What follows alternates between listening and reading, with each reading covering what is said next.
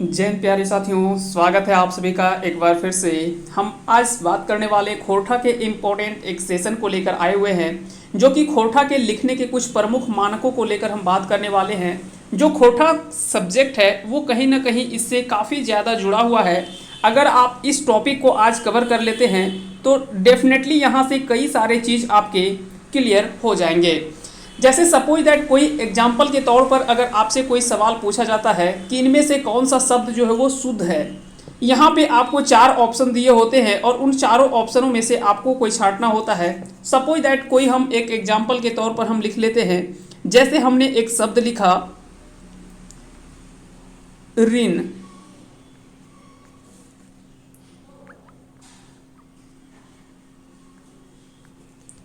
ऋण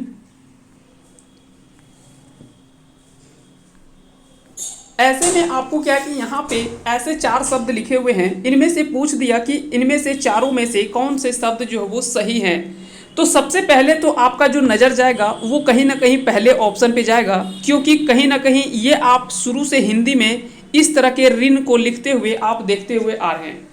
तो कहीं ना कहीं पहला ऑप्शन आपको ज़्यादा अच्छा लगेगा और आप वहाँ से हो सकता है कि टिक करके आ जाएंगे, क्योंकि आप सभी को पता है कि हिंदी और खोरठा ये दोनों डेफिनेटली देवनागरी लिपि में लिखा जाता है, लेकिन दोनों के लिखने के मानक जो है वो कहीं ना कहीं एक दूसरे से अलग है।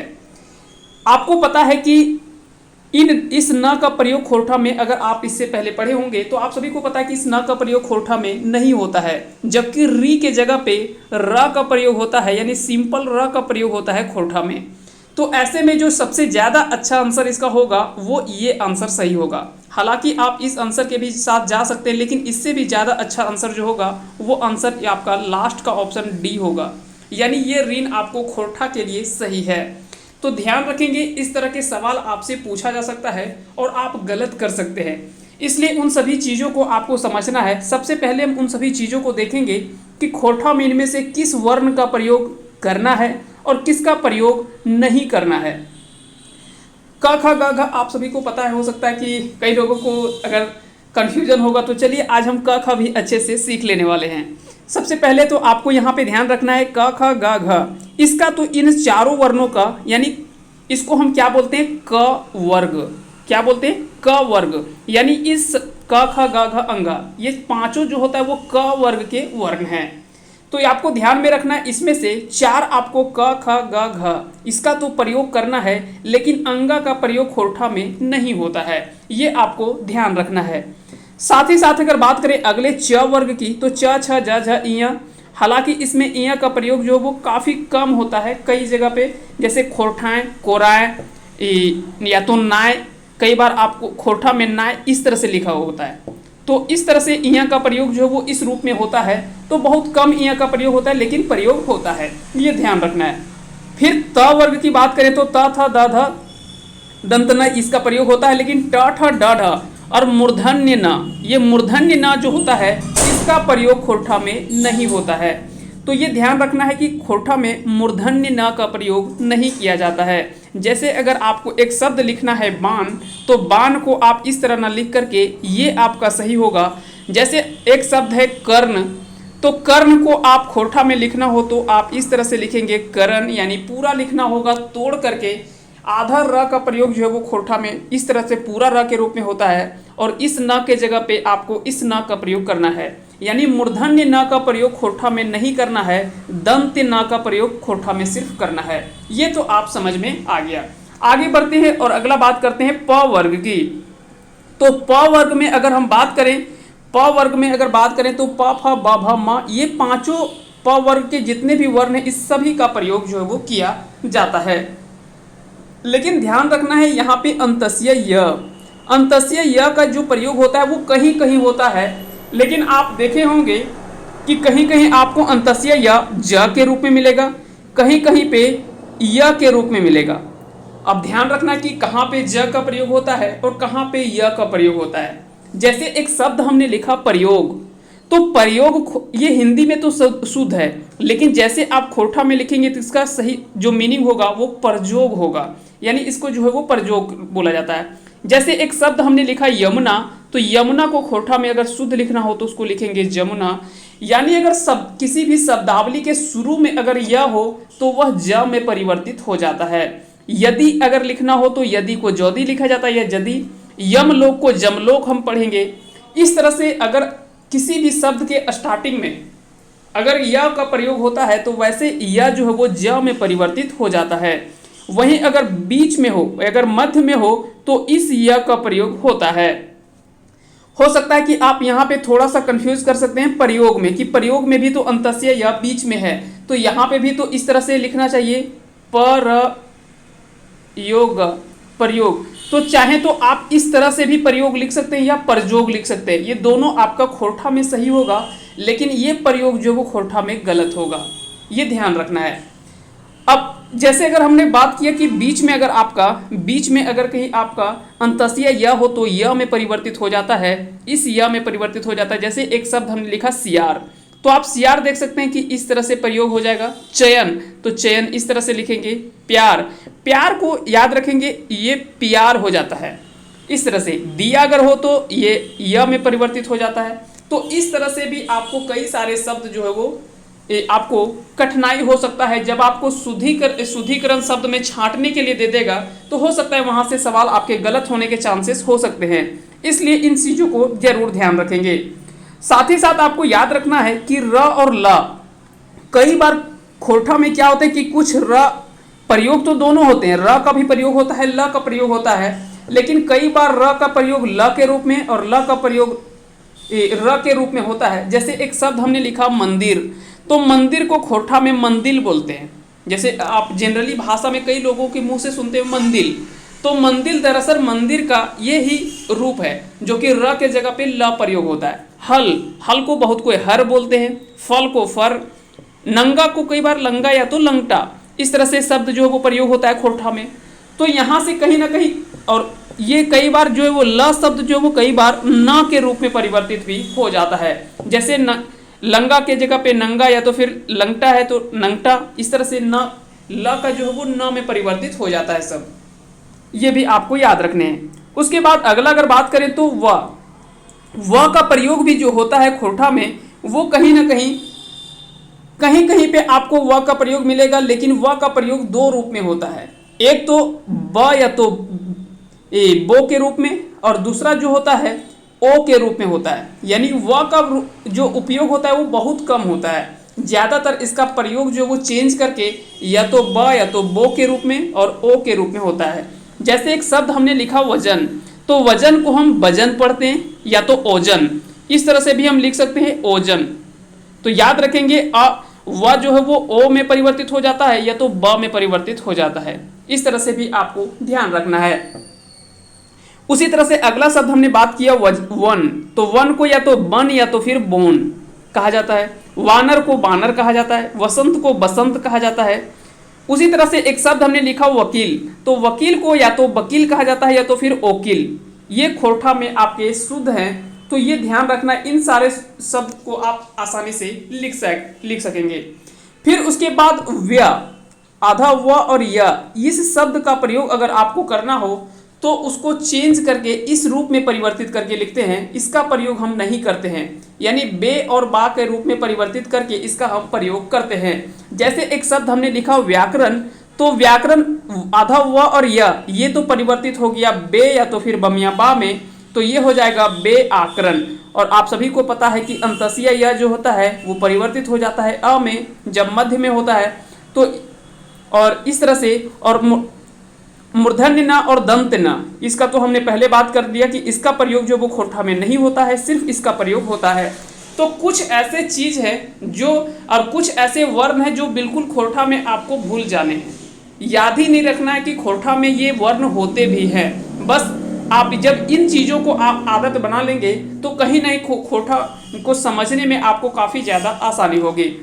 उसी तरह से अगर बात करें, अगले शब्द है व्यायाम, तो आप देख सकते हैं व्यायाम, व्यक्ति को व्यक्ति, विसर्जन को विसर्जन, व्यवधान को व्यवधान, इस तरह से शब्द जो वो पढ़ा जाता है। उसी तरह से अगला वर्ण में अगर बात करें तो स, तो ताली बिसा और मूर्धन स, ये दोनों स का प्रयोग जो वो बिल्कुल नहीं होता है खोरठा में। इसके जगह पे स का और इस स के जगह पे जो वो ख का प्रयोग होता है। आपको खोरठा में जब भी कोई स का शब्द मिले तो सबसे पहले आपको इस स का प्रयोग करना, इस स का देखना है। जहां पे इन दोनों स को देखें आप उस ऑप्शन को सीधा हटा दें। यानी जब भी खोरठा में ये दोनों स का प्रयोग हो रहा है मतलब वो निश्चित ही वो शब्दावली जो है वो गलत होगा। जैसे एक शब्द हमने लिखा शेर, तो शेर को इस शेर के रूप में, हो सकता है कि आपको लगेगा कि ये शेर तो गलत लग रहा है, लेकिन खोरठा में यही शब्द जो वो सही है। याद रखेंगे खोरठा में तालव्य स और मूर्धन्य स ये दोनों स का प्रयोग नहीं होता है।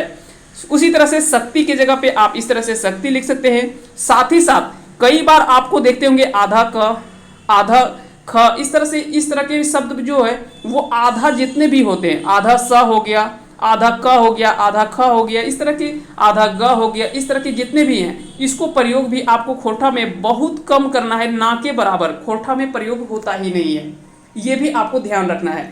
जब भी इन चीज़ों को आप समझ लेंगे तो खोरठा में शब्दावली आसानी से आप समझ पाएंगे। जैसे एक शब्द हमने लिखा भाषा, तो भाषा आपको हिंदी के लिए ये तो सही लग रहा होगा, लेकिन खोरठा में या तो भाषा या तो फिर भाखा, तो भाषा इसका जो वो इस रूप में प्रयोग हो जाता है। उसी तरह से धनुष को या तो धनुष या तो फिर धनुख पढ़ा जाता है। तो याद रखेंगे खोरठा में ये दोनों शब्द जो वो सही है, जबकि ये धनुष जो वो गलत होगा।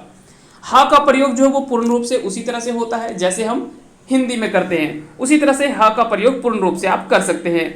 उसी तरह से छंजोगी छ, छंजोगी छ का प्रयोग जो है वो जनरली खोरठा में नहीं होता है।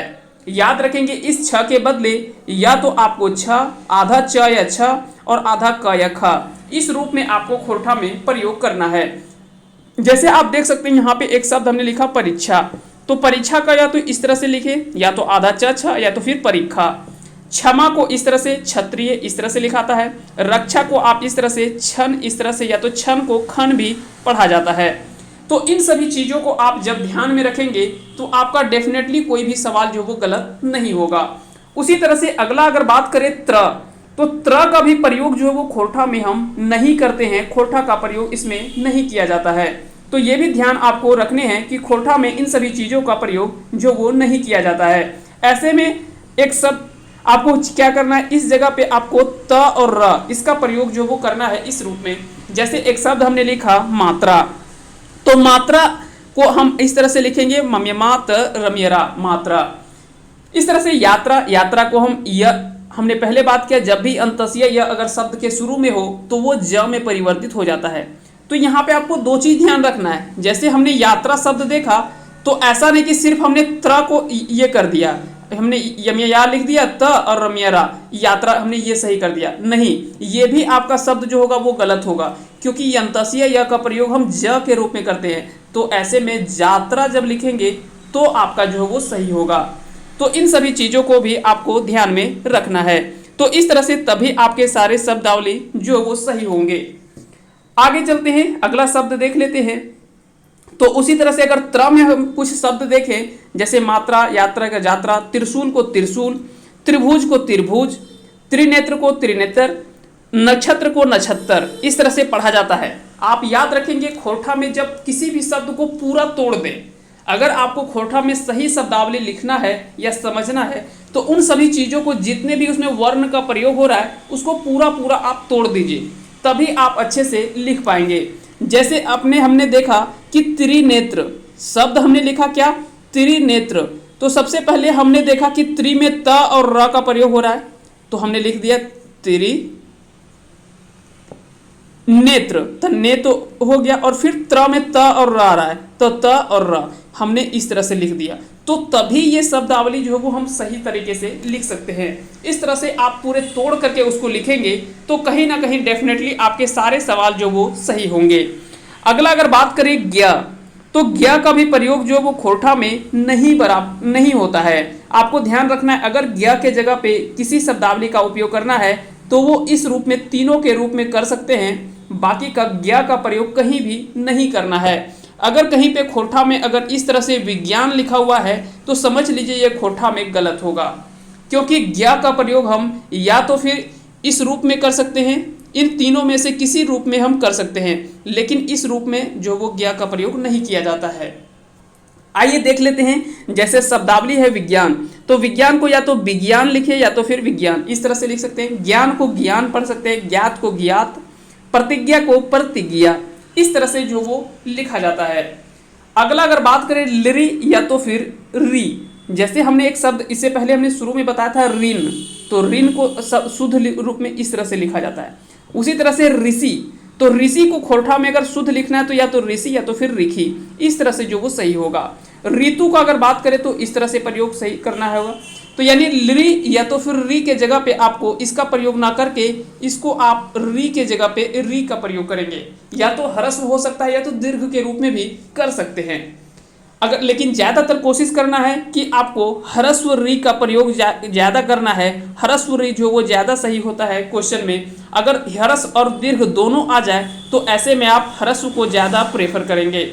आगे चलते हैं, अगला सवाल अगर बात करें, जैसे एक शब्द हमने लिखा कैसा, हमने एक शब्द लिखा कैसा, तो कैसा अगर बात करें तो यह देखने में तो हमको बिल्कुल लग रहा है कि इसमें तो कोई दिक्कत नहीं है, लेकिन खोरठा के दृष्टि से ये गलत होगा। खोरठा में अगर कैसा लिखना हो तो क ई समयसा कैसा, इस तरह से आपको लिखना होगा। ये खोरठा में सही होगा, जबकि ये जो है वो खोरठा में गलत होगा।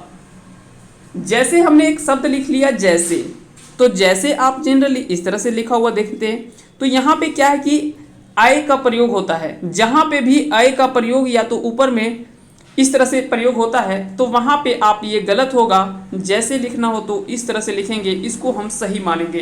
तो ध्यान रखेंगे, इन सभी शब्दावली को जरूर आप ध्यान में रखेंगे, तभी आप सभी सवालों को अच्छे से सही कर पाएंगे।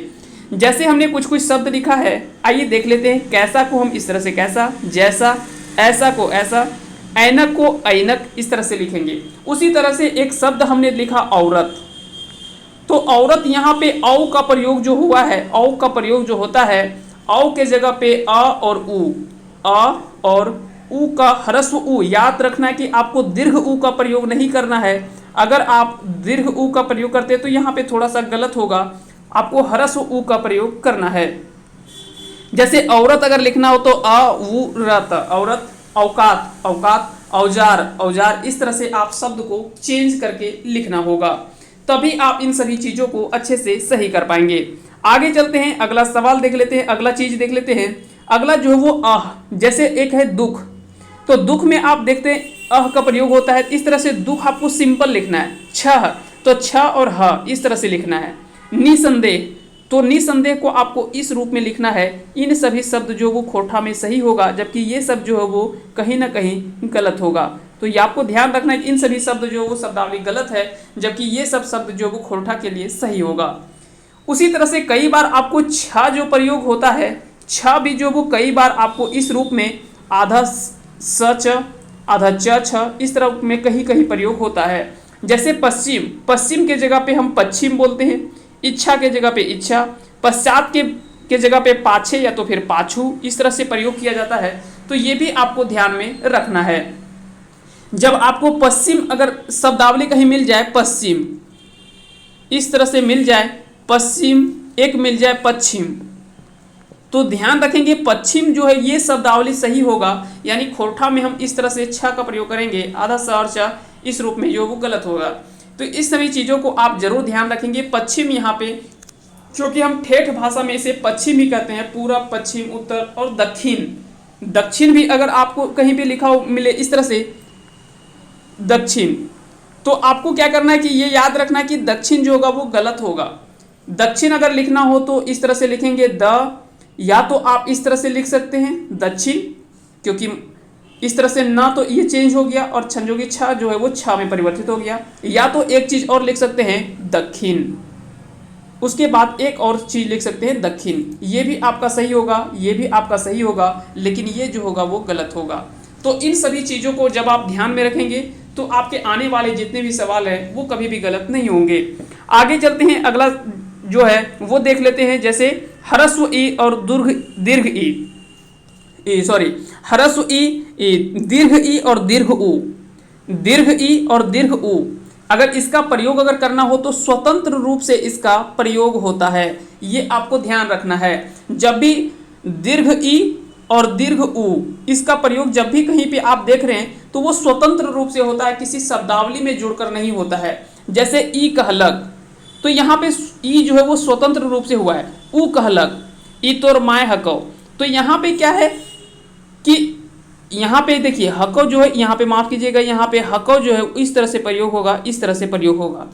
तो इन सभी चीज़ों को आप ध्यान रखेंगे कि जब भी इस तरह से दीर्घ ई और दीर्घ ऊ का प्रयोग करेंगे तो वहाँ पे क्या होगा कि स्वतंत्र रूप से उसका प्रयोग जो वो किया जाता है। उसी तरह से अगला जो वो प और उसमें र का प्रयोग जब भी होता है, ये प्रयोग जो वो नहीं किया जाता है, इसके जगह पे पर यानी पूरा लिखा जाता है। जैसे हमने लिखा प्रयोग, तो प्रयोग के जगह पे प्रयोग लिखेंगे। प्रकाश, तो इस तरह से प्रकाश लिखेंगे। परमान, तो परमान को इस तरह से लिखेंगे।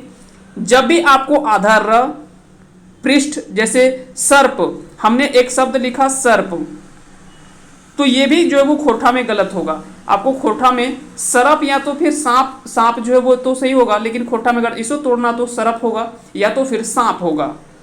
उसी तरह से पृष्ठ, अगर बात करें पृष्ठ, तो ये भी शब्द जो है वो कहीं ना कहीं खोठा में गलत होगा, क्योंकि इस तरह से र जो होता है वो पूरा प्रयोग किया जाता है। तो इसे इस तरह से लिख सकते हैं, पी पृष्ठ, या तो इस तरह से लिख सकते हैं, इस तरह से लिख सकते हैं, या तो फिर आधा सा लिख सकते हैं। लेकिन इस स का प्रयोग जो है वो आपको नहीं करना है, क्योंकि ताली स और मूर्धन स, इन दोनों स का प्रयोग जो वो खोठा में नहीं करना है। तो ये भी आपको याद रखना है। उसी तरह से अगर बात करें कोई शब्द, जैसे हमने लिखा पृथक, तो पृथक को पृथक, कर्म को कर्म, कर्ण को करण, पृथ्वी को पृथ्वी, इस तरह से। और वह आप सभी को पता है कि वह जो ब में परिवर्तित हो जाता है। तो आपको ऐसा नहीं कि कोई शब्द अगर चेंज करना है, जैसे हमने पृथ्वी लिखा, तो आपको दो चीज ध्यान में रहा कि एक तो प वाला चेंज कर देना है, एक तो थ को पूरा लिख देना है। लेकिन ये ध्यान रखना कि व को भी ब में हमको चेंज करना है। तो जब चेंज करें वर्णों को, तो पूरा तरह से सभी वर्णों को ध्यान में रखते हुए आप लिखेंगे, तभी आप अच्छे से लिख पाएंगे। अगला अगर बात करें संयुक्त अक्षर के, तो संयुक्त अक्षर 4 आपको खोठा में देखने को मिलता है, जैसे रह, लह, मह, नह, RH, LH, MH और NH। इसका प्रयोग जो होता है इस रूप में कैसे प्रयोग होता है, तो जैसे खैल है, खैरहा, गेल है, हम ही, नान, तो ऐल है, खैल है, गैल है, गल है, इस तरह से जो है वो प्रयोग किया जाता है। तो इन सभी 4 संयुक्त अक्षर का भी प्रयोग जो वो खोठा में मुख्य रूप से देखने को मिलता है। याद रखेंगे RH, LH, MH और NH ये खोठा के विशिष्ट ध्वनियां हैं, जो क्रमशः र, ल, म और न के महाप्राणीकृत रूप है। अब इसके आगे हम बात करेंगे कि महाप्राणीकृत क्या होता है, इन सभी चीज़ों को भी हम बात करने वाले हैं। आइए तो थोड़ा सा देख लेते हैं कि इसके पहले हम वर्ण की बार बार चर्चा कर रहे हैं कि खोठा के वर्ण, इसके वर्ण का प्रयोग करना है, इसका नहीं प्रयोग करना है।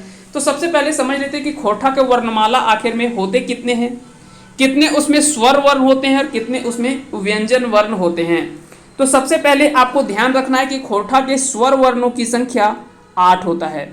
अगर कुल वर्ण पूछा जाए तो 29 व्यंजन होते हैं और 8 स्वर होते हैं। दोनों को जोड़ दिया जाए तो 37 आपको देखने को मिलता है। तो अगर पूछा जाए आपसे रफली कि खोठा में कितने वर्ण होते हैं, तो आपको 37 इसका सही आंसर करना है। अगर स्वर वर्णों की संख्या पूछा जाए तो 8 और व्यंजन वर्णों की संख्या 29। आइए देख लेते हैं कौन कौन से होंगे। तो स्वर वर्ण में आपको ध्यान रखना है अ, अमिया आ, हरस्व ई, दीर्घ ई, हरस्व उ, दीर्घ उ, ए और ओ। क्योंकि आय आप सभी को पता है कि आय का प्रयोग आई के रूप में होता है और औ का प्रयोग औ के रूप में होता है। तो इन दोनों चीज़ों के बारे में हम पहले ही बात कर लिए हैं, इसलिए इन दोनों में कन्फ्यूजन नहीं होना चाहिए। अंग का प्रयोग जो वो और अह का प्रयोग, अह का प्रयोग भी हमने देखा था। जैसे हमने देखा था दुख, दुख हमने देखा था, तो अह का प्रयोग जो वो सिंपल होता है इस तरह से। तो अह का प्रयोग भी जो वो खोठा में नहीं होता है, क्योंकि ये दुख जो वो सही है, ये जो होता है वो गलत है। तो खोठा में इस तरह से जो है वो शब्दों को आसानी से आप छांट सकेंगे। अंग का भी प्रयोग जो वो खोठा में नहीं होता है, इसलिए मुख्य रूप से जो खोठा में 8 आपके स्वर वर्ण होते हैं। ऐसे वर्णों की संख्या आप सभी को पता है कि अ, अमिया अ, ह्रस्व ई, दीर्घ ई, ह्रस्व उ, दीर्घ उ, ए, आय, ओ, आव, अंग और अ, ये होते हैं। तो आप हमने देखा क्या कि आय का प्रयोग तो नहीं करना है, आव का प्रयोग नहीं करना है, अंग का प्रयोग नहीं करना है और अह का प्रयोग नहीं करना है। तो बचा कौन? 8 बचा। 12 टोटल होते हैं, 12 में से ये 4 का प्रयोग हमने नहीं किया, तो बचा 8, वही 8 वर्ण होते हैं खोरठा में। तो ये सभी चीज को आपको ध्यान रखने हैं। उसके अलावा अगर व्यंजन वर्ण की बात करें तो क ख ग घ च छ ज छ इया ट ठ ड ढ, मूर्धन्य न का प्रयोग तो नहीं होता है, क्योंकि मूर्धन्य न के जगह पे इस न का प्रयोग होता है। ता था दा धा दंत न तो हमने बता दिया। पा फा बा भा मा य र ल व स और ह। बाकी का देखिए सिर्फ आप इस स का प्रयोग आप देख रहे हैं, क्योंकि आप सभी को पता है कि तालिब स और मूर्धन्य स ये दोनों स का प्रयोग भी खोरठा में नहीं होता है, ये भी आपको याद रखने हैं। तो इस तरह से सभी चीज़ों को आपको ध्यान में रखना है। अगर टोटल अगर आपसे पूछा जाए कि कितने होते हैं, तो इस प्रकार 8 स्वर और 29 व्यंजन मिलाकर के टोटल 37 मात्रा का खोरठा प्रयोग जो वो खोरठा में प्रयोग होता है। तो याद रखना है टोटल कितने मात्राओं की संख्या कितनी है, तो 37 है। अगर हम बात करें ध्वनियों का वर्गीकरण कि किस तरह से ध्वनि का वर्गीकरण हुआ है, तो हो सकता है कि आप हिंदी में इन सभी चीज़ों को आप पहले पढ़े होंगे या तो खोरठा में भी इन सभी चीज़ों को पढ़ेंगे। चलिए एक बार फिर से हम इसका रिपीट कर लेते हैं और इन सभी चीज़ों को हम समझ लेते हैं बारीकी से। जैसे सबसे पहले हमने बात किया कि ध्वनि का वर्गीकरण अगर आपको करना होगा तो कंठ में क से शुरू होता है, तो आप याद रखेंगे क वर्ग तो इसमें पूरा आ जाएगा, क वर्ग क ख ग घ ये तो आ जाएगा। अ और अमिया आ ये भी कंठ से ही निकलता है, जबकि ह ये 3 आपको याद रखने हैं। इन तीनों को हम गोल घेर कर दे रहे हैं, ये आपको जरूर याद रखने हैं, क्योंकि सवाल ज़्यादातर यहीं से पूछे जाते हैं कि ह का प्रयोग जो है वो कहाँ से इसका उच्चारण होता है, तो याद रखेंगे यह कंठ से होता है। वहीं तालव्य की बात करें तो च छ ज झ इया च वर्ग तो इसमें पूरा आता है, जबकि एक अंतस्या य, ह्रस्व ई और दीर्घ ई ये जो 3 होता है, ये आपको याद रखना है कि तालव्य से इसका उच्चारण किया जाता है। अब हमने पढ़ा था ट ठ ड ढ मूर्धन्य, ट ठ ड ढ मूर्धन्य। तो मूर्धन्य में हमने कहाँ देखा था, ये मूर्धन्य न का प्रयोग होता है, तो हमने देखा ट ठ ड ढ मूर्धन्य। तो मूर्धन्य तो वहीं से तो आ गया, ये मूर्धन्य से उच्चारण इसका होता है। तो इसको आसानी से सिर्फ आपको यहाँ पे याद रखना है एक ठो र। त थ द ध दंतना, ता था दाधा दंतना, इसको हम पढ़ते हैं दंतना। तो दंतना से आप याद रख सकते हैं कि दंत से प्रयोग होता है। तो कहीं ना कहीं ये दो तो आपको आसानी से याद रहेगा। सिर्फ आपको याद क्या कर रहे हैं, इसमें ल और स का प्रयोग जो होता है वो दंत से होता है, र का प्रयोग जो होता है वो मूर्धन्य से होता है, ह्रस्व ई और दीर्घ ई और य अंतस्या य का प्रयोग तालव्य से होता है, अ अमिया आ और ह का प्रयोग कंठ से होता है। जबकि अगर बात करें ओष्ठ से, तो आप सभी को पता है इसका कि प वर्ग जितना होता है प फ बा भा मा, ये तो प वर्ग ओष्ठ से होता है, जबकि उ और ह्रस्व उ और दीर्घ उ, ह्रस्व उ और दीर्घ उ जैसे आप पढ़ेंगे तो लगता होगा जैसे हमने पढ़ा उ, तो आप देखते होंगे कि आपका ओठ जो वो कहीं ना कहीं इसका उच्चारण में शामिल हो रहा है। तो आपको पढ़ने से भी आपके वर्ण के बारे में अगर नहीं समझ में आ रहा है ज़्यादातर, तो उस वर्ण का उच्चारण खुद करके देखें कि आखिर में इसका उच्चारण कहाँ से हो रहा है। जैसे हमने बोला र, तो र क्या है कि मूर्धन्य से इसका निकल रहा है। न देखेंगे तो आप दंत से उसका लगेगा कि ल लगेगा, तो दंत से हम कहीं ना कहीं उसका उच्चारण कर रहे हैं। हमने बोला कि अ, तो कंठ से वो निकल रहा है, आ तो वो भी कंठ से निकल रहा है, क ख ग ये सभी क्या है कि कंठ से निकलते हैं। तो ये सभी उच्चारण जो वो ध्वनि का वर्गीकरण किया गया है कि कैसे हम किसका उच्चारण कहाँ से होता है। उसी तरह से ओष्ठ से अगर बात करें तो प वर्ग और अ और उ हो गया। उसी तरह से अगर बात करें नासिक्य, तो ज्ञ इया न और म, इसको अनुनासिक भी कहा जाता है। याद रखेंगे नासिक या तो अनुनासिक, इसमें आता है इया न और म, ये तीनों जो है वो आप एक चीज ध्यान रखेंगे, च छ ज झ, च छ ज और झ ये क्या होता है, तालव्य से इसका उच्चारण होता है। लेकिन इया अगर देखें तो इसका नासिक से उच्चारण हो रहा है। ये डेफिनेटली ऐसे सवाल आपको फंसाता है, क्योंकि आप ज़्यादातर याद रखें कि च वर्ग जो होता है वो तालव्य से इसका उच्चारण होता है, तो आसानी से तालव्य ही होगा। तो ऐसे में आप गलत कर सकते हैं सवालों को। जैसे आप यहाँ पे इन चीज़ों को जरूर ध्यान में रखेंगे। उसी तरह से अगर बात करें दंतोष्ठ, तो दंतोष्ठ से अगर बात करें तो वह का प्रयोग जो होता है दंतोष्ठ से होता है, यानी दांत और ओष्ठ। दांत प्लस ओष्ठ, दंत प्लस ओष्ठ यानी दंतोष्ठ इसी को कहा जाता है। यानी दांत और ओठ से दोनों को मिला करके जो इसका उच्चारण होता है, जैसे व, तो ये व जो बनता है वो इसी को दंतोष्ठ कहा जाता है। यानी दांत और ओठ ये दोनों के से उच्चारण इसका होता है। उसी तरह से ए, तो ए को कंठ और तालव्य यानी तालु से और कंठ से ये दोनों को मिला करके उच्चारण जो होता है उसे ए कहा जाता है। उसी तरह से कंठ और ओष्ठ, कंठ और ओठ से ये दोनों का उच्चारण होता है औ और ओ। तो इन सभी चीज़ों को आप ध्यान रखेंगे, यहाँ से इन सभी चीज़ों को जरूर ध्यान रखेंगे। इन सभी से सवाल जो वो ज़्यादातर कई बार पूछे जाते हैं। साथ ही साथ यहाँ से सवाल कुल मिलाकर आपसे कहीं से भी पूछा जा सकता है, तो इसमें आप डेफिनेटली याद रखेंगे। एक दो बार आप जब आप पूरा देख लेंगे तो आसानी से आप रिपीट कर लेंगे एक दो बार, तो ये आसानी से आपका याद रहेगा। कंठ से क वर्ग, अम्य अ और ह। तालव्य से च वर्ग आप सभी को पता है, अंतस्या य, ह्रस्व ई और दीर्घ ई। मूर्धन्य टाठा डाढ़ा मूर्धन्य, सिर्फ इसमें र आपको याद रखना है। दंत से ताथा दाधा दंत न, ल और स सिर्फ इसमें याद रखना है। ओष्ठ से तो प फ ब भ म तो आपको याद ही है, ह्रस्व उ और दीर्घ ओ आपको सिर्फ याद रखना है। नासिक से अगर बात करें तो इय, न और म, ये अनुनासिक कहा जाता है। दंतोष्ठ से व का प्रयोग होता है। कंठ तालव्य से ए का प्रयोग होता है और कंठोष्ठ से औ और ओ का प्रयोग होता है। इस तरह से इन सभी चीजों को ध्यान में रखेंगे। आइए, एक सवाल कई बार आपसे पूछे जाते हैं कि ये अल्प प्राण है और ये महाप्राण है। कई बार कई लोगों को इसमें समझने में दिक्कत होता है कि अल्प प्राण आखिर में क्या होता है और महाप्राण क्या होता है। तो आइए समझते इन सभी चीजों को। प्रत्येक वर्ग का प्रथम, तृतीय और पंचम वर्ण तथा अंतस्थ, अंतस्थ यानी अंतस्य य, र, ल और व, ये वर्ण को क्या कहा जाता है? अल्प प्राण कहा जाता है। तो याद रखेंगे इसे अल्प प्राण कहा जाता है। जैसे क वर्ग को अगर हम लिख रहे हैं क ख ग घ अंगा, तो इसमें पहला, तीसरा और पांचवा, ये तीनों वर्ण जो है इसको हम कहते हैं अल्प प्राण। इसे हम क्या कहते हैं? अल्प प्राण कहते हैं। याद रखेंगे, पहला, तीसरा और पांचवा, इन तीनों का उपयोग जो होता है वो होता है अल्प प्राण के रूप में। जबकि और अंतस्थ वर्ण की अगर बात करें अ, र, ल, व, अंतस्या, र, ल, व, इस चारों का वर्ण का भी प्रयोग जो वो अल्प प्राण के रूप में होता है। जबकि अगर महाप्राण की बात करें तो दूसरा और चौथा, ये दोनों जो होता है वो महाप्राण के रूप में इसका उपयोग किया जाता है। उसके अलावे भी होता है। आइए हम देख लेते हैं महाप्राण। तो जब भी आपसे याद रखेंगे अल्प प्राण की बात किया जाए तो पहला, तीसरा और पांचवा, ये तीनों जो होता है। अब यहाँ पे याद रखेंगे सिर्फ हम क वर्ग की नहीं बात कर रहे हैं, किसी भी वर्ग का, चाहे वो च वर्ग हो तो च, छ, ज, झ और इया। तो हमने देखा पहला, तीसरा और पांचवा, ये तीनों अल्प प्राण होगा। जबकि दूसरा और चौथा ये जो होगा वो महाप्राण होगा।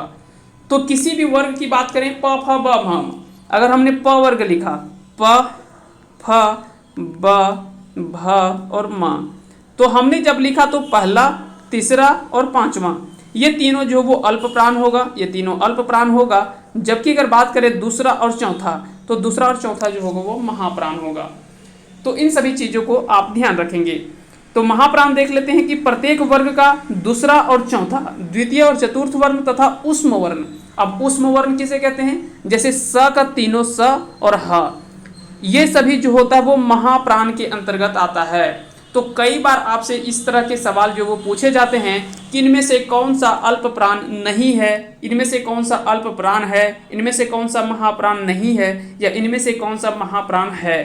इस तरह के सवाल आपसे पूछ लिया जाता है। 4 ऑप्शन आपको दे देंगे।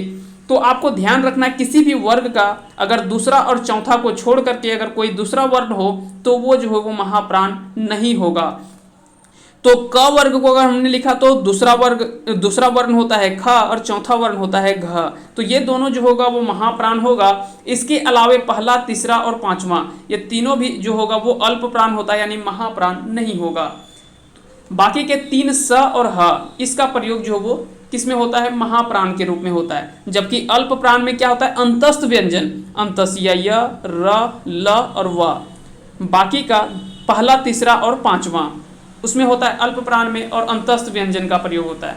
जबकि महाप्राण में उष्म वर्ण जो होते हैं और दूसरा और चौथा वर्ण का। किसी भी वर्ग का, प्रत्येक वर्ग का अगर बात करें तो दूसरा और चौथा, और ऊष्म वर्ण जो कि स और ह आता है इसमें। आइए अगला देख लेते हैं। अगला एक और चीज यहाँ पे कई बार आपसे पूछा जाता है कि इनमें से कौन सा घोष है और इनमें से कौन सा अघोष है। तो घोष और अघोष में क्या अंतर होता है, इन सभी चीजों को भी हम देखते हैं। तो इसके पहले हमने देख लिया क्या, अल्प प्राण और महाप्राण। तो अल्प प्राण और महाप्राण इन दोनों चीजों को हमने देख लिया। अल्प प्राण और महाप्राण ये दोनों क्या होते हैं, तो अल्प प्राण में पहला, तीसरा और पांचवा, इन तीनों किसी भी वर्ग का, क वर्ग हो, च वर्ग हो, त वर्ग हो, ट वर्ग हो, प वर्ग हो, किसी का भी, और अंतस्थ व्यंजन अंतस्य य, र, ल और व, इन चारों को उसमें मिला करके उसे अल्प प्राण कहा जाता है। जबकि महाप्राण में दूसरा और चौथा, किसी भी वर्ग का दूसरा और चौथा वर्ण, और उसके साथ ऊष्म वर्ण। तो ऊष्म वर्ण में क्या था, तालवी स, मूर्धन्य और धंस और ह, ये चार जो है वो क्या होते हैं, ये सभी महाप्राण के अंतर्गत आते हैं। तो इन दोनों चीजों को तो हमने देख लिया। तो कई बार अल्प प्राण, महाप्राण, घोष और अघोष, इन चारों में लड़के काफी ज्यादा कंफ्यूजन होते हैं। तो आपको सिंपल ध्यान रखना है कि अल्प प्राण और महाप्राण, इस तरह से आपको दो चीज ध्यान में रखना है, पहला, तीसरा, पांचवा ये अल्प प्राण हो गया, और महाप्राण में दूसरा और चौथा है।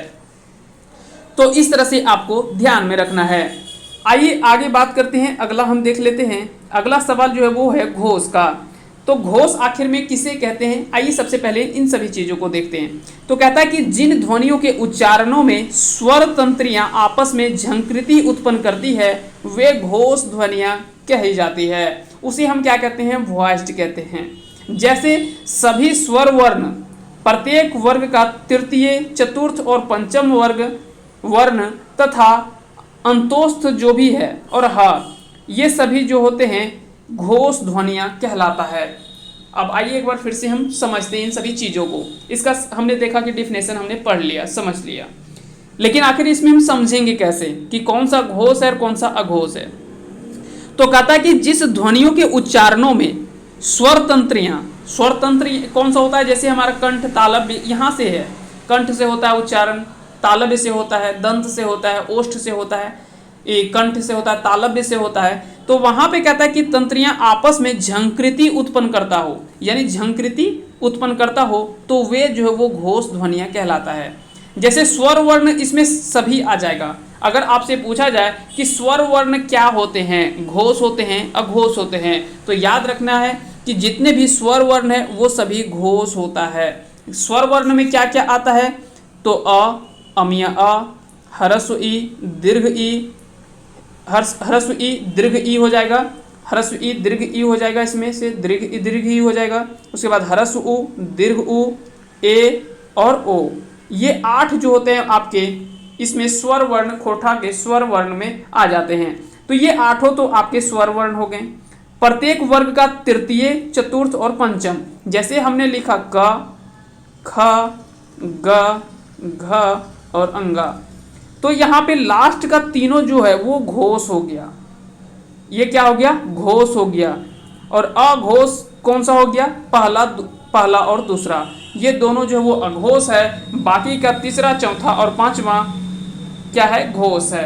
अब यहाँ पे फिर से एक बार गड़बड़ हो गया। अल्प प्राण में हमने देखा था कि पहला, तीसरा और पांचवा। महाप्राण में क्या देखा, दूसरा और चौथा। फिर यहाँ पे घोष आ गया, तीसरा, चौथा, पांचवा, और यहाँ पे अघोष में आ गया पहला और दूसरा। तो ऐसे में क्या होता है कि बहुत बार कंफ्यूजन होता है, इसलिए हमने क्या किया कि चारों को एक साथ यहाँ पे समझने का प्रयास किया है। इन चीज़ों को हम एक एक करके समझते हैं। उसके बाद अगर बात करें अंतसिया, र, ल, व और ह, ये भी आपके जो वो घोष के अंतर्गत आते हैं। तो ये भी आपसे पूछा जा सकता है। आइए आगे अगला देख लेते हैं। जैसे हमने एक एग्जाम्पल के तौर पर देखा कि ग, घ और अंगा, ये तीनों क्या है, घोष है, जबकि पहला और दूसरा अघोष होता है। कहता है कि अघोष जिन ध्वनियों के उच्चारण में स्वर तंत्रियां झंकृति उत्पन्न नहीं करती है उन्हें हम अघोष ध्वनियां कही जाती है। उसे वॉइसलेस कहा जाता है। उसे क्या कहते हैं, वॉइसलेस। जो वॉइसलेस होते हैं, जैसे हमने बोला क और ख, तो क ख क्या है कि कोई वॉइसलेस जैसा, मतलब यानी झंकृति एक उत्पन्न नहीं हो रहा है। लेकिन जैसे हमने बोला ग घ, तो कहीं ना कहीं एक झंकृति उत्पन्न होती है, तो उसको हम क्या कहते हैं, घोष कहते हैं। और जिसमें झंकृति उत्पन्न नहीं होती है उसे हम अघोष कहेंगे, यानी वॉइसलेस कहेंगे। प्रत्येक वर्ग का यह पहला और दूसरा वर्ग तथा ऊष्म वर्ण जो स स स, अब यहाँ पे ऊष्म वर्ण में हमने देखा था कि ह भी होता है, लेकिन यहाँ पे ध्यान रखना कि ह जो है वो घोष होता है, ना कि अघोष होता है। तो ये आपको ध्यान में रखना है, बहुत ही ज़्यादा कई बार इस तरह के सवाल पूछे गए कि ह जो है वो क्या है, घोष है या अघोष है, अल्प प्राण है या महाप्राण है। तो अल्प प्राण ये हमने देखा था कि महाप्राण के अंतर्गत आता है। किसमें देखा था, महाप्राण के अंतर्गत हमने देखा था ह का प्रयोग। तो अल्प प्राण और महाप्राण में कंफ्यूजन नहीं करना है, उन दोनों चीज को अलग आप समझ के रखें और घोष और अघोष को अलग समझें। तो दोनों को हम आगे बात करने पूरे डिटेल से एक बार समझ लेते हैं। उस तरह से अगर आप एग्जाम्पल के तौर पर देखें तो क और ख ये दोनों जो हो गया वो क्या हो गया, अघोष हो गया। अघोष क्या हो गया, ये अघोष। और घोष क्या हो गया, तीसरा, चौथा और पांचवा। तो एक बार फिर से हम एक में देख लेते हैं इसमें, उसके बाद हम आगे बात करते हैं। सबसे पहले हमने पढ़ा था अल्प प्राण। सबसे पहले हमने पढ़ा अल्प प्राण। अल्प प्राण में हमने क्या पढ़ा कि प्रत्येक वर्ग का पहला, तीसरा और पांचवा, ये तीनों वर्ण और उसके साथ ही जितने भी अंतस्थ व्यंजन थे, अंतस्या, र, ल और व, ये जो है वो क्या है, अल्प प्राण के अंतर्गत आएगा। जैसे हमने लिखा क, ग और अंगा, क, ग और अंगा, ये तीनों वर्ण हमने लिख लिया। तो यानी किसी भी वर्ग का पहला, तीसरा और पांचवा और अंतस्थ व्यंजन जो भी है, अंतस्या, र, ल, व, ये हो गया अल्प प्राण। महाप्राण में हमने क्या देखा था, महाप्राण में हमने देखा कि किसी भी वर्ग का दूसरा और चौथा, क्योंकि पहला, तीसरा, पांचवा तो यहाँ ले लिए, तो बचा दूसरा और चौथा। तो दूसरा और चौथा वर्ण हो गया। और उसके अलावे ऊष्म वर्ण हमने देखा था, तालिबी स, मूर्धन स और धन स और ह। तो यहाँ पे देखिए ह का प्रयोग हम कहाँ कर रहे हैं, महाप्राण में कर रहे हैं। लेकिन यहाँ पे ऊष्म वर्ण एक साथ है, ऊष्म वर्ण और ह भी एक साथ है, लेकिन आगे थोड़ा सा अलग चीज है। इन दोनों को आपको ध्यान रखना है। तो अल्प प्राण और महाप्राण यहाँ पे क्लियर हो गया। अब हमने देखा कि घोष और अघोष। तो घोष और अघोष, तो अ मतलब आगे, अ मतलब आगे और घोष, तो ये दोनों याद रखना है। जैसे अघोष आ गया तो यानी पहला और दूसरा होगा, क और ख, ये दोनों जो हो गया वो अघोष हो गया। इसके अलावा ऊष्म वर्ण हमने देखा, तालिबी स और ये तीनों स का प्रयोग हम देखे थे यहाँ पे। उसी तरह से अगर बात करें घोष की, तो घोष में सबसे पहले हमने देखा कि जितना भी स्वर वर्ण होता है, अ, अमिया आ, ह्रस्व ई, दीर्घ ई, ह्रस्व उ, दीर्घ उ, ए और ओ, ये 8 जो है वो स्वर वर्ण हो गया। उसके बाद क्या, तीसरा, चौथा और पांचवा, जैसे ग, घ, अंगा। च, छ को छोड़ दें, च, छ आ गया अघोष में, ज, झ, इया, इस तरह से तीनों लास्ट का, तीन लास्ट का जो है वो अघोष यानी घोष हो गया। उसके बाद हमने क्या देखा था, उसके बाद हमने अंतस्थ व्यंजन देखा था। अंतस्थ व्यंजन अ, र, ल, व और ह, ये भी अब देखिए यहाँ पे ह जो है वो यहाँ पे शिफ्ट हो गया अंतस्थ के साथ घोष में। और यहाँ पे क्या है कि इस स के जगह पे यहाँ पे ह का प्रयोग नहीं हुआ है। ये दोनों चीज आप ध्यान रखेंगे। उसके बाद दो चीज और यहाँ पे छोटा कंसेप्ट है, इन सभी चीजों को आप समझ लें यहाँ से। उसके बाद हम इस क्लास को लास्ट करेंगे। उसके बाद हम बात करते हैं सबसे पहले अघोषीकरण। तो अघोषीकरण कई बार पूछे जाते हैं कि इनमें से कौन सा अघोषीकरण या इसका अघोषीकरण रूप क्या होगा। तो कहता है कि जब घोष ध्वनियां अघोष में बदल जाती है तो उसे अघोषीकरण कहते हैं। आइए हम समझते हैं क्या होता है इसका मतलब। तो घोष ध्वनियां, अब घोष होता कौन कौन सा है, तीसरा, चौथा और पांचवा। किसी भी वर्ग का तीसरा, चौथा और पांचवा ये होता है घोष। और पहला और दूसरा ये होता है, सॉरी हाँ, ये दोनों होता है, पहला और दूसरा होता है अघोष। तो ऐसे में क्या है कि हमने देखा, जैसे एक शब्द हमने लिखा डंडा, तो डंडा, तो ड जो शब्द है, ये ड जो शब्द है, ट ठ ड, ट ठ ड ढ और इस तरह से आप लिखते होंगे। इस तरह से लिखते हैं। तो यहाँ पे हमने क्या देखा कि ड जो है वो यहाँ पे क्या है, घोष है, क्योंकि हमने तीसरा, चौथा और पांचवा इन तीनों को क्या बोला था, इन तीनों को हमने घोष बोला। लेकिन जब खोरठा में इसका जो रूप लिखा जाता है वो डंडा ना लिखकर इसको हम क्या पढ़ते हैं, डंटा। क्या पढ़ते हैं, डंटा। तो यहाँ ड जो वो चेंज होकर के क्या हो गया, ट में आ गया। और ट कहाँ पे है भाई, तो पहला में है, यानी ये तो अघोष है। पहला और दूसरा क्या था, पहला और दूसरा अघोष है। यानी घोष में जब घोष ध्वनि अघोष में बदल जाए, जब घोष ध्वनियां अघोष में बदल जाए तो उसी को हम क्या कहते हैं, अघोषीकरण कहते हैं। उसे हम क्या कहते हैं, अघोषीकरण कहते हैं। क्योंकि ये पहले डंडा था, इसको डंडा में चेंज करके हमने डंटा कर दिया, यानी ड जो है वो ट में परिवर्तित हो गया, यानी घोष जो है वो अघोष में परिवर्तित हो गया, तो उसी को हम अघोषीकरण कहते हैं। तो याद रखेंगे, जिसमें परिवर्तित हो जाए, यानी घोष से अघोष में परिवर्तित हुआ तो अघोष में परिवर्तित हुआ तो अघोषीकरण, अगर अघोष से घोष में परिवर्तित हुआ तो घोषीकरण होगा। उसी तरह से अगला एग्जाम्पल आप देख लिए, यहाँ पे डंडा से डंटा हो गया, यानी ड जो है वो घोष था और ट में परिवर्तित हो गया, यानी अघोष में परिवर्तित हो गया। अगला बात करते हैं घोषीकरण। तो घोषीकरण कहता है कि जब अघोष ध्वनियां घोष में बदल जाती है तो घोषीकरण कहा जाता है। जैसे एक शब्द हमने लिखा साक, तो साक में क, ख, ग, घ और अंगा, ये हमने 4 वर्ण लिखा क वर्ग का। तो यहाँ पे साक पहले क था, तो क क्या है, क और ख ये दोनों तो हम जानते हैं कि अघोष है। क और ख क्या है, अघोष है, यानी पहला और दूसरा अघोष होता है और लास्ट का तीनों जो होता है वो घोष होता है।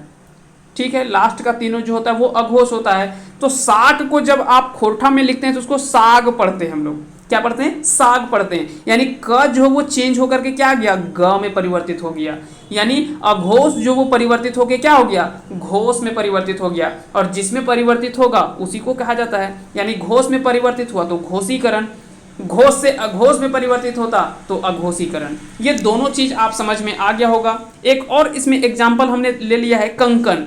तो कंकन क यहाँ पे परिवर्तित हो गया ग में, क ख ग घ अंगा, क ख ग घ और अंगा। तो यहाँ पे आप देख सकते हैं कि क जो वो चेंज हो गया ग में, तो ये भी तो क्या है, ये भी घोष में चेंज हुआ, क्योंकि यहाँ पे पहले ये दोनों अघोष था, ये दोनों क्या था, अघोष था, ये अघोष से चेंज होकर के घोष में परिवर्तित हो गया। तो इसे हम क्या कहेंगे, घोषीकरण कहेंगे। अगर घोष से अघोष में परिवर्तित होगा, ये मान लेते हैं ग से क में चेंज होता, तो इसे हम क्या कहते हैं, यानी अघोषीकरण से घोषीकरण। तो यहाँ पे अघोषीकरण कहते हैं, यानी घोषीकरण से अघोषीकरण तो अघोषीकरण, अघोष से घोष में परिवर्तित हुआ तो घोषीकरण हुआ। तो ये दोनों चीज आपको ध्यान में रखना है, यानी जिसमें परिवर्तित होगा वही चीज लिखाएगा। जैसे अघोष से किस में परिवर्तित हुआ, घोष में, घोष में बदल जाए तो घोषीकरण, अगर घोष से अघोष में बदल जाए तो अघोषीकरण। ये दोनों चीज आपको ध्यान में रखने हैं। आइए थोड़ा सा खोरठा भाषा का परिचय हम देख लेते हैं, उसके बाद हम आगे बात करेंगे। अगला जो भी टॉपिक होगा उन सभी चीज़ों को हम पूरे डिटेल में आएंगे और एक एक करके सभी चीज़ को हम देखेंगे। इसके बाद हम सभी ग्रामर पार्ट जितने भी हैं, सभी ग्रामर पार्ट को हम कवर करते चलेंगे एक एक करके। जितने भी ग्रामर पार्ट है उन सभी चीज़ों को हम देखेंगे, जितने भी खोरठा व्याकरण है। जैसे आपका जिस तरह से सिलेबस दिया हुआ है, संज्ञा, सर्वनाम, विशेषण, उसी तरह से एक एक करके सबसे पहले तो हम समझेंगे पूरे डिटेल से उसको। उसके बाद अगला जो आपका वो क्लास होगा वो इससे रिलेटेड जितना भी ऑब्जेक्टिव प्रश्न बनेगा। जैसे हमने संज्ञा पढ़ लिया, सबसे पहले हमने संज्ञा पढ़ लिया, संज्ञा के कितने भेद होते हैं, व्यक्तिवाचक संज्ञा, जातिवाचक संज्ञा, भाववाचक संज्ञा, द्रव्यवाचक संज्ञा, समूहवाचक संज्ञा, 5 संज्ञा हमने पढ़ लिया। संज्ञा क्या होता है उन सभी चीज़ों को भी हमने देख लिया। किसी व्यक्ति, जाति, किसी नाम या किसी स्थान के आधार पर उसका नाम जो होता है उसी को तो संज्ञा हम कहते हैं। तो संज्ञा हमने सबसे पहले पढ़ लेना है, उसके बाद उसके प्रकार कितने होते हैं वो पढ़ लेना है। प्रकार में फिर क्या क्या है कि जैसे व्यक्तिवाचक संज्ञा और जातिवाचक संज्ञा, ये दोनों में डिफरेंस क्या होता है। जैसे जातिवाचक संज्ञा एक हमने लिखा नदी, तो नदी होता है एक जातिवाचक संज्ञा। लेकिन अगर बोले कि नर्मदा, तो नर्मदा एक क्या है, एक व्यक्तिगत नदी की बात कर रहा है, तो ये व्यक्तिवाचक संज्ञा हो गया। जबकि नदी क्या है, एक जाति को संबोध कर रहा है, तो ये जातिवाचक संज्ञा हो गया। जैसे हमने एक शब्द लिखा पर्वत, एक शब्द हमने लिखा पर्वत, तो पर्वत क्या है कि जाति को बता रहा है कि एक पहाड़ है। भाई पहाड़ पहाड़ है, लेकिन यहाँ पे हमने एक पहाड़ का नाम लिख दिया पारसनाथ। पारसनाथ, तो यहाँ पे हमने क्या एक सीखा कि ये व्यक्तिगत पहाड़ की बात कर रहा है, पारसनाथ, तो ये व्यक्तिवाचक संज्ञा हो गया। और पर्वत है तो ये एक जाति को बता रहा है, जैसे नदी एक जाति होता है, पर्वत एक जाति होता है, झील एक जाति होता है। मान लेते हैं हम मिठाई हमने बोला, लेकिन मिठाई में भी अगर जिलेबी की बात करें, मिठाई में भी अगर लड्डू की बात करें, तो वो क्या होगा, मिठाई एक जाति को बता रहा है, लेकिन लड्डू क्या एक व्यक्तिगत व्यंजन को बता रहा है। तो इन सभी चीजों को डिफरेंस हम समझेंगे क्या होता है। जैसे हमने देखा द्रव्यवाचक संज्ञा, तो द्रव्यवाचक संज्ञा जैसे दूध हो गया, पानी हो गया, यानी जितनी लिक्विड फॉर्म में होते हैं वो सभी द्रव्यवाचक संज्ञा के अंतर्गत हमने देखता है। समूहवाचक संज्ञा, जहां पे एक समूह का बोध होता है, जैसे मेला, कहीं पे सम्मेलन हो रहा है, कहीं पे कोई चीज, कोई कला मंचन हो रहा है, कहीं पे सिनेमा हॉल में है, कहीं पे सम्मेलन हो रहा है, कहीं पे कोई चीज़ का रैली है, कहीं पे बाजार लगा हुआ है, कहीं पे मेला लगा हुआ है, हाट है, तो ये सभी कहीं ना कहीं क्या है, एक समूह को बता रहा है, तो वो समूहवाचक संज्ञा के अंतर्गत आता है। भाववाचक संज्ञा, जिससे भाव एक उत्पन्न होता है तो उसे भाववाचक संज्ञा कहते हैं, जैसे बचपन हो गया, बालकपन हो गया, और भी कई ऐसे शब्द हैं जो कि भाववाचक संज्ञा के अंतर्गत हम देखेंगे। तो इन सभी चीज़ों को इस तरह से पूरे डिटेल में समझ लेंगे। जब आप एक बार पूरा डिटेल से इसको समझ लेंगे, उसके बाद अगला क्लास हम लेकर आएंगे इससे जुड़े हुए ऑब्जेक्टिव सवाल को। और जब हम ऑब्जेक्टिव सवाल इसके बाद हम लेकर आएंगे तो उन सभी सवालों को आप, गारंटी है कि आप 95% सवालों को आप आसानी से हल कर पाएंगे। कहीं किसी तरह के बिना दिक्कत के आप आसानी से 90 to 95% सवालों को आप आसानी से हल कर लेंगे। हो सकता है कि 2-4-5% आपको एक बार में थोड़ा सा क्लियर नहीं होगा, तो वो भी दूसरी बार जब आप उस चीज़ को पढ़ेंगे तो आपको वहाँ से क्लियर होता जाएगा। तो आइए थोड़ा सा हम आज बात कर लेते हैं खोरठा भाषा का परिचय। इसके बाद अगला जो है वो हम बात करेंगे व्याकरण, खोरठा व्याकरण जो है उसको हम एक एक करके सभी चीज़ों को टॉपिक वाइज पढ़ेंगे। तो आप जुड़ जाएंगे। अगर आप अभी तक हमारे चैनल को सब्सक्राइब नहीं किए तो सब्सक्राइब कर लेंगे और बेल आइकन को प्रेस कर दें, ताकि जब भी हम कोई वीडियो अपलोड करें तो उसका नोटिफिकेशन आपको चला जाए। और या तो फिर जब हम लाइव सेशन लेकर आएंगे तो आप लाइव सेशन में आप आसानी से हमारे साथ जुड़ पाएंगे। सबसे पहले अगर बात करें खोरठा भाषा का परिचय, तो खोरठा भाषा झारखंड एक मोटा मोटी 15 से 16 जिला रबैयक मैकोरबा भाषा लागे। मैकोरबा यानी मातृभाषा जिस तरह से हम बोलते हैं, यानी यहाँ की मुख्य रूप से अगर देखा जाए तो लगभग 15 से 16 जिलों में जो वो देखने को मिलता है।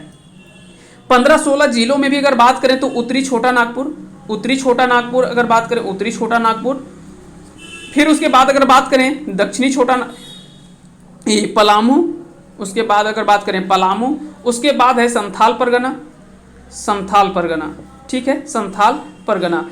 ये 3 ऐसे जो है क्षेत्र हैं जहाँ पे खोरठा की जो वो बहुल है, यानी ये बहुलता है जो खोरठा ज़्यादातर बोले जाते हैं। ये तीनों परमंडल में, पलामू परमंडल, उत्तरी छोटा नागपुर और संथाल परगना। दक्षिणी छोटा नागपुर में भी बोले जाते हैं लेकिन कम मात्रा में, क्योंकि वहाँ पे जनजातीय भाषा को ज़्यादा बोला जाता है जैसे, और दूसरे भाषा को ज़्यादा वहाँ पे प्रेफर किया जाता है। उसी तरह से कोल्हान में भी जो है वो बोला तो जाता है कोल्हान, वहाँ पे भी खोरठा, लेकिन खोरठा थोड़े कम बोले जाते हैं। तो आपको 5 परमंडल तो याद ही है, उत्तरी छोटा नागपुर, दक्षिणी छोटा नागपुर, संथाल परगना, पलामू परमंडल और कोल्हान परमंडल। जिलों की संख्या अगर बात करें तो उत्तरी छोटा नागपुर में 7 जिले, संथाल परगना में 6 जिले, पलामू में आपको पता है कि पलामू में आपके 3 हैं, कोल्हान में 3 है, कोल्हान में आपको 3 याद होगा। उसके अलावा अगर बात करें दक्षिणी छोटा नागपुर तो वहाँ पे आपके 5 है। इस तरह से आप याद रखेंगे, इन सभी चीज़ों को आप आसानी से याद कर पाएंगे। जैसे 7 और 6 13, 13 और 3 16, 16 और 3 19, 19 और 5 हो गया आपका दक्षिणी छोटा नागपुर में 24। तो इस तरह से आपके टोटल कितने हैं, 24 जिले हैं। 7 यहाँ पे हो गया, 6 हो गया यहाँ पे, 3 हो गया यहाँ पे, उसके बाद 3 हो गया यहाँ पे और 5 हो गया आपका दक्षिणी छोटा नागपुर पे। तो आप इस तरह से आप गिन भी सकते हैं, 7 6 13, 13 और 5 18, 18 3 21, 21 और 3 24, 24 जिले हमारे हैं 5 परमंडल में। इन सभी चीज़ों को आप देख सकते हैं। तो ज़्यादातर उन सभी क्षेत्रों में बोला जाता है। सदान और आदिवासी माझे संपर्क भाषा लगे, तो सदान और आदिवासी के बीच के ये संपर्क भाषा के रूप में भी काम करता है खोरठा।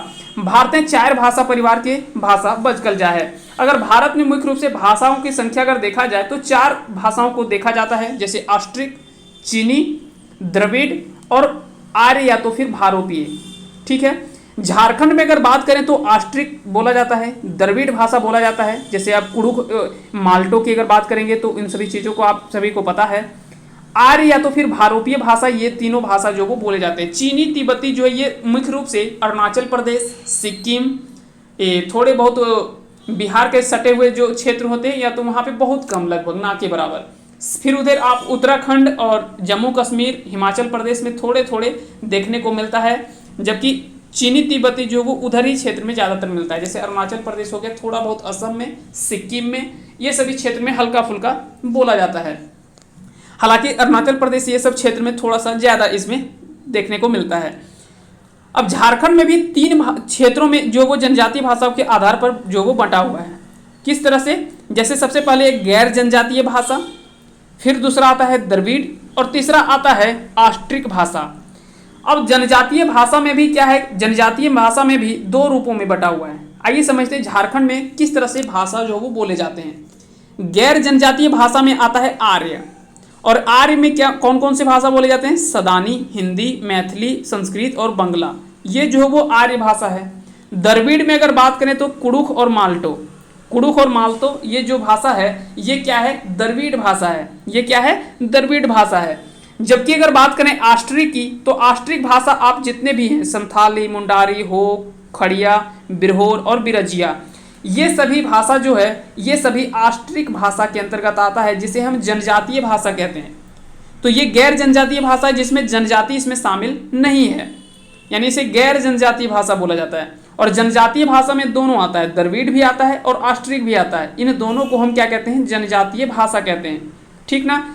द्रविड़ में कुड़ुख और माल्टो ये 2 भाषाएं आती है, जबकि आस्ट्रिक में संथाली, मुंडारी, हो, खड़िया, बिरहोर और बिरजिया, ये सभी जो वो आस्ट्रिक भाषाओं के अंतर्गत आता है। कई बार आपको डायरेक्टली तो सवाल पूछ लिया जाता है कि बिरजिया जो है वो किस प्रकार की भाषा है, आस्ट्रिक है, द्रविड़ है, गैर जनजातीय भाषा है, यानी कह सकते हैं कि उसी को आर्य, जिसको हम आर्य के रूप में कहते हैं, तो डायरेक्टली पूछ लिया जाता है कि संथाली जो वो किस प्रकार की भाषा है, आस्ट्रिक है, आस्ट्रिक भाषा परिवार का है, द्रविड़ भाषा परिवार का है, या तो आर्य भाषा परिवार का है। तो इस तरह के सवाल भी आपसे पूछे जाते हैं, तो इसको, इन सभी चीज़ों को आपको ध्यान रखना है। तो अभी तो आप समझ रहे होंगे कि खोरठा है कहाँ पे, तो खोरठा आइए नीचे देख लेते हैं।